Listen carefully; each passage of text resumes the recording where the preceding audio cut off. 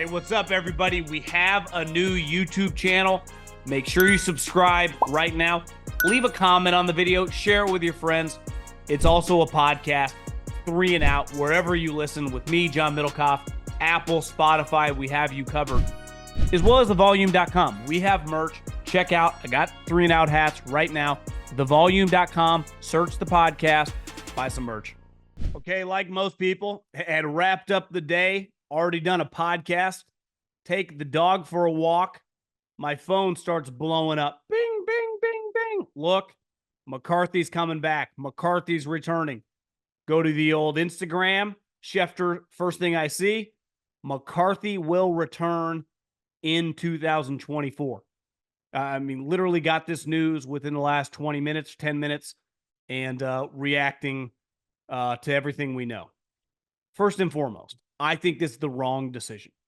Like a lot of coaches, we've seen it with Pete Carroll. We see the weirdness going on with Mike Tomlin. Mike McCarthy is a good coach. It can't be argued. He has won 12 games, 3 straight years, and they've won the division and hosted a playoff game in 2 of those. The problem is, at this point in time, not only in his career, but the Cowboys operation, it's only about the playoffs. You are strictly judged on what you do in January against Shanahan, against McVay, now the emerging Packers, right? So for the last 3 years, I've seen you against 2 coaches, right? Kyle Shanahan twice, and now LaFleur with Love beat you. So to me, if I'm Jerry, I understand this. It shouldn't be an easy decision, despite them just getting their ass kicked. I get how it's easy to justify. One, there's a human element of this. And Jerry, in a weird way, for this like gunslinging businessman, has proven to be pretty loyal, right? Was very loyal to Jason Garrett because he liked him a lot and clearly likes Mike a lot personally. And in fairness to like, why does he like him personally? He's helped them be pretty successful, right? They've won a lot of regular season games. I just don't know in 2024 at Jerry's age, and I understand not wanting to make a big change, learn a new coach's lingo, go get Belichick and have to deal with it. You know what you have in McCarthy, but isn't that part of the problem? Because in the biggest moments, it just hasn't gone well.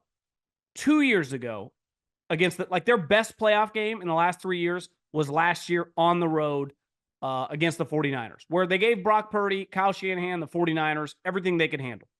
2 years ago at home, the score will tell you the game was close. I thought they got worked. If it wasn't for a Jimmy Garoppolo pick 6, I think it was a pick 6, definitely a bad pick that led to a touchdown, they were getting worked. And then this year, one of the all-time embarrassments. So ultimately with a coach, I think you asked, like we do with a quarterback, and we'll get to Dak in a second, can I win a Super Bowl with this guy? Now, he's won a Super Bowl before. Young Aaron Rodgers. They got hot despite a bunch of injuries and won it. And then later on, as the years went, they had better teams.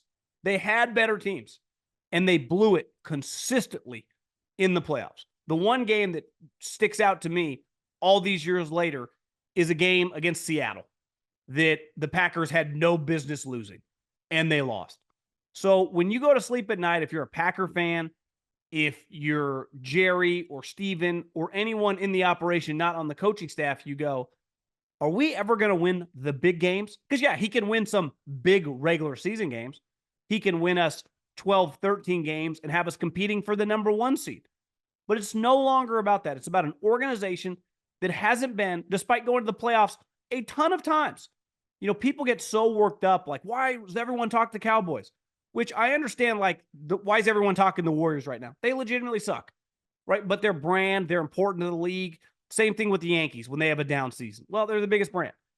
The Cowboys, like, they've backed up, quote unquote, their popularity with winning. They have been good. But isn't the whole point, like, can I win a Super Bowl with this guy? And despite a guy with a ring, I think the question is answered no. No. I mean, they've been bounced twice in the last 3 years in the first round. And last year, let's face it, they played a Bucs team who was in freaking shambles. Tom Brady was already 1-2-3 Cancun, and they kicked their ass. And Dak played, you could argue, the best game of his career. And I think part of this, and I push back when Cowherd thought that Jerry would refuse to move off Dak or even entertain it, and he would extend him. And I think it shows you he was right. They're going to extend him. Part of keeping McCarthy is keeping the status quo. Dak Prescott and his $9 million cap hit because he's on the last year of his contract is going to get a contract extension. And you could argue, because if I wanted to defend Mike McCarthy, if I was his kid, if I was his agent, if I was just his buddy, I'd go, do you think Mike was throwing those passes? Look at what Mike has done for Dak. He's played really well. He's played really well over stretches of the last 3 years, and especially this season. But that meltdown, isn't that more on the human in the individual? Like we got that way with James Harden, where we start all acknowledging like it ain't the coach or the team's fault. He just implodes. And now we have evidence for Dak. Like he just constantly throws the ball to the other team in the playoffs. 5 picks last 3 games. And those 2 picks, I mean, this was the worst, even worse than 2 years ago in 21. I mean, hit a guy in stride for the pick 6, threw another awful pick to Jair Alexander that wasn't even close to Cooks. And let's face it, there were a couple more balls that easily could have been intercepted. That first half was god awful. And if it happens in October and November, no big deal. But this is the NFL playoffs. This is the NCAA tournament. You're one and done. You don't survive, you ain't advancing. This ain't 7 games. You're not playing a 5-game series. So to me, this shows Dak Prescott's going to continue to be their quarterback. Now, I understand internally, like, how do we upgrade? But I've said this over and over and over again. If that's your mindset in life, in business, you are going to get lapped.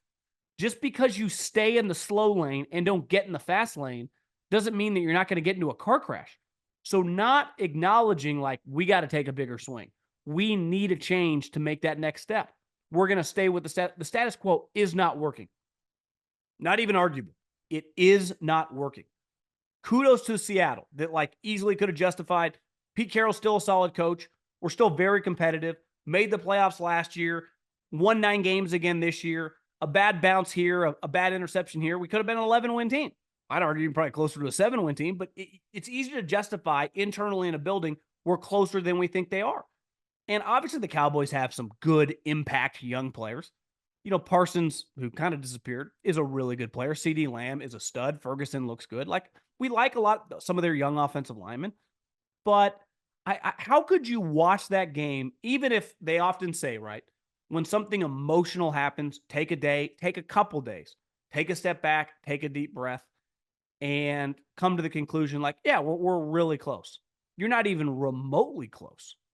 And I think it starts with their infatuation, which I thought would eventually just like, listen, maybe he's not good enough and force you to pivot, but clearly that's not the case. Dak Prescott not only is going to be their quarterback next year with Mike McCarthy, to me, they're going to give him a contract extension. And let's face it, when you've been making $40 million and you just, are one of the better quarterbacks in the conference and throw 35 plus touchdowns, you're not taking a pay cut. So how much money is this contract extension going to be? Now, when you give a guy an extension, you can manipulate the books. So his cap hit next year could be dramatically, it could be like $7 million, $10 million. Jalen Hurts these next couple years is nothing. So it actually helps you in the short term, but you are stuck and connected with that player. So McCarthy entering next year on the hot seat. Like he's coming in to the season, honestly, no different than Eberflus. Like if you started slow 3-3, like, is it time for a change? This is a mistake. And I think anytime that you question when a guy is entering a season that, if it doesn't go well, like really, really well, something that hasn't gone well for the Cowboys in 25 years, that guy is going to get fired. I would say 98% of the time is the wrong decision. Happened with John Harbaugh the year they drafted Lamar Jackson and they benched Flacco and they went to Lamar to change John Harbaugh's career. So unless they're drafting a quarterback and Dak were to get hurt and that guy gets inserted and he changes the trajectory of McCarthy's career, I think it's easy to see the way this is going to end. The same way it's ended the last 3 years, which 85% of the NFL would die. 12 wins, home playoff games, we're cool with that. The Cowboys are no longer cool with that because if they don't win some playoff games, it's a complete failure. This year, complete and utter failure. for the expectations. They're a 7.5-point favorite against a guy who's making his first year as a starter in the NFL, playing the youngest team in the NFL, playing a bunch of guys that were first and second year players on the Green Bay Packers against a team. Here's the other thing. You're an offensive coach. You have a quarterback that's 30 years old, that's 8-9 years into his career, who's playing well. You're playing a defense that statistically is an abomination, is awful by basically every metric, especially passing the ball. And for you to struggle to be down 27-7, be like, listen, your defense having a shitty day. I think some Cowboys fans, our defense is not all that is hyped up to be. Dan Quinn a little overrated, which we could argue that another day. But offensively, okay, we're going to need to do a shootout today. We might need to win this game 45-40. Well, buckle up, guys. And they couldn't even sniff that. So Mike McCarthy and that team showing up to that game, I think sometimes, and I'll get back to the brand stuff with the Lakers, with the Yankees, it gets over talked about. I don't think you can overstate and continue to talk about what we witnessed enough. And that's no slight on the Packers because they've been an incredible story. But to that whatever that final score was, 45-32 or whatever, give me a break. We'll get to Fugazi Friday because that's a fake final score. That game felt, if you watched it, like that 70-20 Miami-Denver Bronco game. That's what we all witnessed. Because in that first half, it felt like 40-0. That felt like a complete and utter blowout. And then he throws the pick six. It was just on like Donkey Kong. So listen, I understand older guys don't want to change. No different with Jerry and Jason Garrett. He wanted that to work so bad. He does not want to go on a coaching search. Even if it's pretty clear that, there are some clear candidates that the search wouldn't be that wide. It would be between 2 and 3 guys. Maybe they had some conversations with Bill. Maybe they sniffed around. Maybe they realized it wouldn't work. Now, obviously, Belichick to the Cowboys, which I wanted to see. I'm sure a lot of people wanted to see. It just would be a fascinating NFL situation. It'd be a fascinating case study in Belichick and Jerry. And could he get him over the hump? Could he just get him to the NFC Championship game? Is not on the table. And I think the clock now they had an extra day between games because they played on Monday night, is on the Eagles. When does the Schefter report come out? The Eagles are sticking with Sirianni or they're pivoting off Sirianni? If I remember correctly, it took a couple days for Doug Peterson.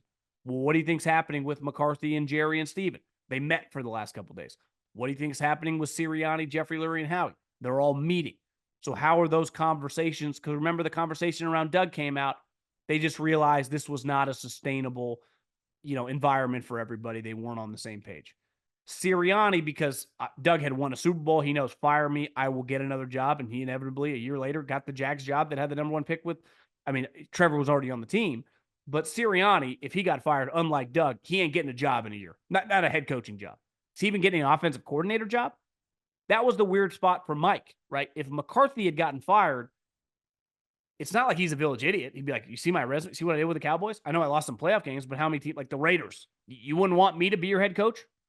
Right? The Atlanta Falcons, you wouldn't want me to be your head coach? Now, I think the initial reaction would be McCarthy unhireable. Relative to who? Right? Relative to like Belichick. Okay. Right? Relative, you could say some other guys around the league. You'd rather have McVay or Kyle or whatever, but like the Atlanta Falcons, if they don't get Belichick, wouldn't want Mike McCarthy. You could argue he'd get a job potentially really, really fast. He would have got rehired. So I think that's a huge domino. It's a big story. It's crazy how big this story is because I think we all, at least a large percentage. There were some people that are like, he's not, they're not going to fire him. I just assumed, and I clearly assumed wrong. It's why they say, don't assume. You make an ass out of you and me. So McCarthy returns. Jerry Jones, Dak Prescott, and McCarthy, buckle up because this isn't going away unless they start slow or lose next year, and then clearly he's done. DraftKings Sportsbook, an official betting partner of the NFL playoffs, is bringing you an offer to help make the playoffs electrifying. New customers can bet $5 on any game and get $200 instantly in bonus bets. Download the DraftKings Sportsbook now and use code JOHN. New customers can bet $5 to get $200 instantly in bonus bets. only on DraftKings Sportsbook with code JOHN John. The crown is yours.